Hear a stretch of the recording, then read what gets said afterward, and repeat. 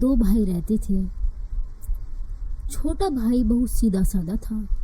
अपने बारे में तो वह कभी सोचता न था, जैसे उसने दूसरों की मदद करने के लिए ही जन्म लिया हो। बड़ा भाई तो उसे निरा मूर्ख ही समझता था। भाभी तो उसे देखना तक नहीं चाहती थी। वह छोटे को कुछ खरीदने बाजार भेजती तो वह पैसे उड़ाकर खाली हाथ लौट आता। भाभी आंखें तरेर कर पूछती, आखिर पैसे उड़ाए कहाँ? छोटा कहता, रास्ते में एक भूखे भिखारी को फल खरीद कर खिला दिए।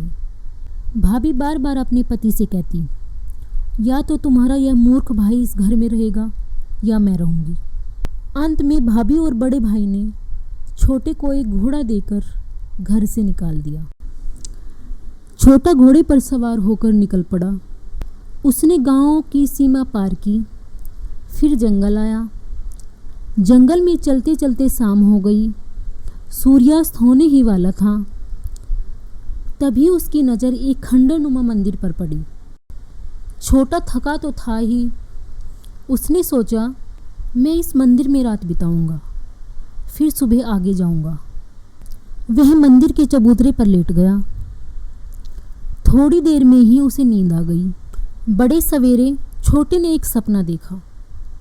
सपने में एक देवदूत ने उससे कहा, तुम्हारे पास घोड़ा तो है ही, तुम उस पर सवार होकर उत्तर दिशा की ओर चले जाना। वहाँ एक पहाड़ आएगा, उसमें एक गुफा है।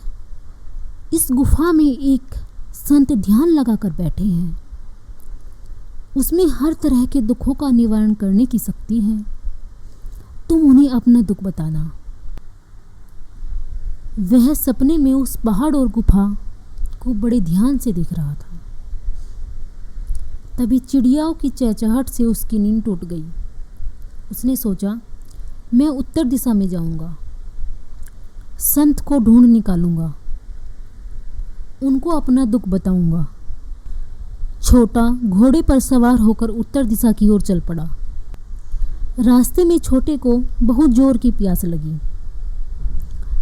वह पहाड़ी के अंतिम छोर पर एक मकान के पास जा पहुंचा।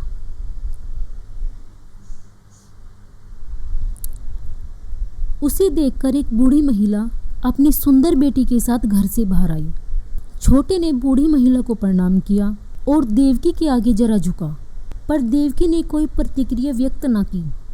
उसकी माँ ने रामू से कहा, बेटा बुरा मत मानना, मेरी बच्ची बचपन से बहुत बीमार पड़ी थी, तब से इसकी आंखों की ज्योति जाती रही। इसकी तकदीर ही ऐसी है। कहते कहते माँ का गला भर आया। उसकी आंखों में आंसू आ गए। छोटे ने कहा, माता जी, मैं अपने दुख के निवारण के लिए एक संत के पास जा रहा हूँ। मैं आपकी बेटी के दुख के निवारण के बारे में भी कुछ पूछाऊंगा। छोटे ने पानी पिया और घोड़े पर सवार होकर चल पड़ा। रास्ते में नदी के किनारे एक गांव आया। गांव के सभी लोग मृत्युशैया पर पड़े थे। पता चला कि पिछले 3 साल से वहाँ अकाल पड़ रहा है। नदी सूख गई थी, कहीं पानी नहीं था। छोटे ने सोचा, मैं अपने दुख के निवारण के लिए जा रहा हूँ, तो गांव के लोगों के इस दुख के निवारण के बारे में भी मालूम कराऊंगा। छोटा फिर से उत्तर दिशा में जाने लगा। सूर्य ढल रहा था। तभी उसे सपने में देखा हुआ पहाड़ दिखाई दिया। पहाड़ के पास पहुंचते ही उसे एक गुफा दिखाई दी। छोटा गुफा में गया।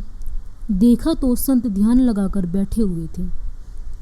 तभी संत ने अपनी आंखें खोली और छोटे से मुस्कुराते हुए बोले, बेटा तू किस दुख के निवारण के लिए आया है? छोटे ने पानी के लिए तड़प रहे गांव के लोगों और पशु के बारे में उन्हें बताया। संत ने छोटे को एक मंत्र बताकर उससे कहा, तुम उस नदी के पास जाकर यह मंत्र बोलना, जिससे नदी फिर से बहने लगेगी। इसके बाद छोटे ने अंधी देवकी की बात की। संत ने कहा, तुम उसके पास एक संदेश पहुंचाना। जो उससे विवाह करने वाला युवक होगा और उसको स्पर्श करेगा तो वह फौरन ठीक हो जाएगी, उसे फौरन दिखने लगेगा। संत ने मुस्कुराते हुए कहा, पर ये काम तुम सूर्योदय से पहले कर सको तभी इन दोनों दुखों का निवारण होगा, क्योंकि अब मेरे जीवन की अवधि पूरी होने आई है। सूर्योदय होते ही मैं अपने शरीर का त्याग करने वाला हूँ।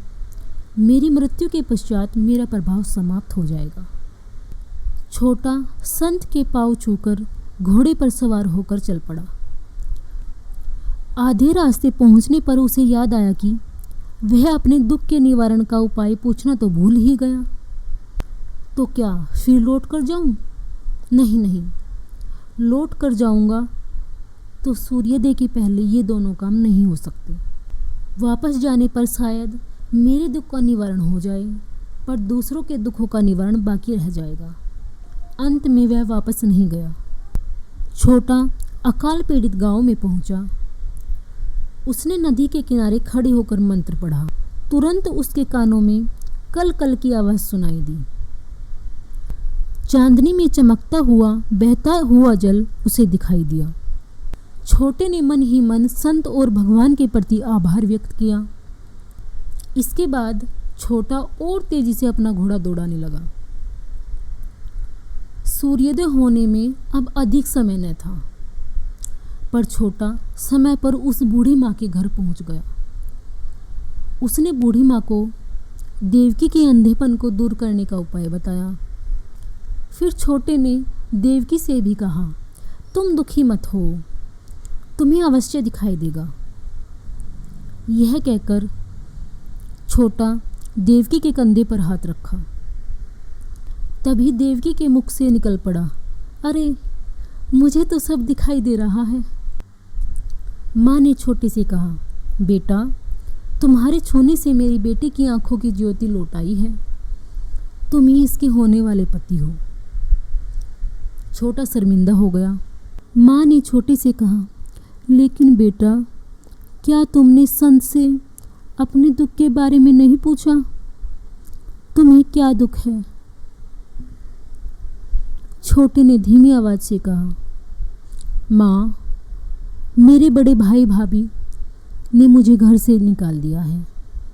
निर्वाह के लिए मेरे पास कुछ भी नहीं है, केवल यही एक घोड़ा है। अपने दुख के निवारण के बारे में तो मैं पूछना ही भूल गया। कोई बात नहीं, माँ ने कहा, अब तुम यहीं रह जाओ। यहाँ पर धन दौलत देवकी सब कुछ है। तभी सामने वाली पहाड़ी के पीछे से सूर्योदय हो गया। इस कहानी से हमें यह सीख मिलती है, दूसरों का भला करने वाले का भला स्वयं ईश्वर करता है। हमें हमेशा दूसरों की मदद करनी चाहिए। धन्यवाद।